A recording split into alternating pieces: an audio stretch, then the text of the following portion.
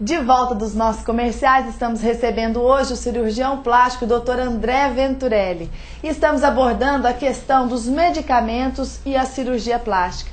E no bloco anterior, eu fiz uma pergunta ao doutor, querendo saber a respeito dessa automedicação, que às vezes todos fazem, a maioria das pessoas, né, fazem uso de tomar uma aspirina, de tomar um anti-inflamatório quando tem algum problema. E até mesmo, doutor, das mulheres que estão na fase da menopausa, que fazem uso, né, do hormônio. Isso da reposição, tudo né? Da reposição hormonal. Isso tudo pode influenciar, né, e ter algum problema na cirurgia plástica, na recuperação, né? Pode. E como há muita automedicação, o AS é um dos principais medicamentos que às vezes a pessoa não refere que usa. Para a gente não cair nesta, eu entrego um questionário antes da cirurgia, onde eu já pergunto, né, e deixo claro o ácido acetil salicílico, né? Às vezes você refere a AS, tem AS, aspirina, bufedil, tem vários medicamentos que contêm essa substância. Não só o AS, como o anti-inflamatório. O anti-inflamatório e o AS, eles diminuem o efeito de coagulação. Então eles, vamos dizer, afinam o sangue, né? E isso pode aumentar sangramento durante a cirurgia, depois da cirurgia, dar um hematoma, alguma complicação assim. Geralmente o anti-inflamatório não é usado assim com tanta frequência, a não ser alguém que tem algum problema de artrite, alguma inflamação crônica que faça uso.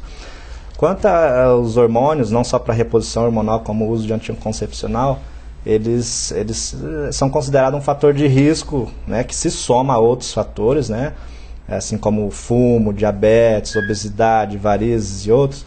Eles fazem um efeito contrário dos dois medicamentos primeiro, que é o AS e o anti-inflamatório. Eles aumentam a coagulabilidade, né? Então você pode ter trombose, e esses trombos seriam coagulação dentro das suas veias ou artérias, e eles se soltarem. É claro que não é assim, eles somado a outros fatores se tornam um paciente de risco. É verdade, por isso que tem que ter bastante investigação, né? Eu quero que você explique outra vez. Quais são os pacientes de risco para cirurgia plástica? Quem não fuma, são, quero ouvir. Veja bem, não existe o paciente de risco, é uma somatória de fatores que a gente vai implicar, considerando a chegar a um paciente. Não é que o paciente seja de risco também devido a ter esses fatores, depende do que ele vai fazer também. Certo? Então vamos lá, você pega os fatores de risco, são vários, eu vou citar alguns que eu não vou lembrar de todos, mas um paciente fumante, um paciente diabetes, um paciente obeso, com varizes, ou com histórias prévias de tromboembolismo, com histórias prévias de infarto, de derrame, tem várias, até a história familiar, né, nos servem como um guia para determinar se aquele paciente, o risco daquele paciente. Determinando isso, a gente tem que ver qual o tipo de cirurgia que ele vai fazer. Então, dependendo dos fatores de risco, ele tem um grau de risco pessoal, mas para uma cirurgia pequena não é tão significante. Mas se ele vai lá e associa alguma cirurgia, fala, eu quero fazer isso, mas e mais isso, e mais isso, isso vai se tornando a nossa viagem longa, e aí o risco passa a ser maior. Aí nós temos que contraindicar algumas cirurgias e... Então quer dizer que tudo se dá jeito na cirurgia plástica, quer dizer, todo mundo tem a esperança de se ajeitar um pouco assim? Mesmo com risco ou sem risco? Tem, se o paciente tem alguma contraindicação devido aos fatores de risco, devido ao tipo de cirurgia que ele vai fazer, nós temos meios não cirúrgicos ou menos invasivos que a gente pode usar para melhorar aquela tecnologia dos aparelhos, né, André? Que é fantástica, né? Claro. Doutor André, eu vi também, não sei aonde que eu li, eu estava tentando lembrar aqui, que se você beber uma taça de vinho antes da cirurgia, também pode ter algum problema de coagulação. Uma tacinha não vai fazer mal.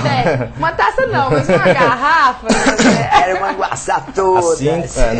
Assim como a gente recomenda para retirar qualquer medicamento, o álcool também faz isso. Ele também tem efeito como um medicamento, vamos dizer, como uma droga, assim como qualquer outro. Então a gente enfim, vai pra cirurgia, obedece, né? Até passa uns 3 dias no spa, em casa mesmo, tomando bastante água.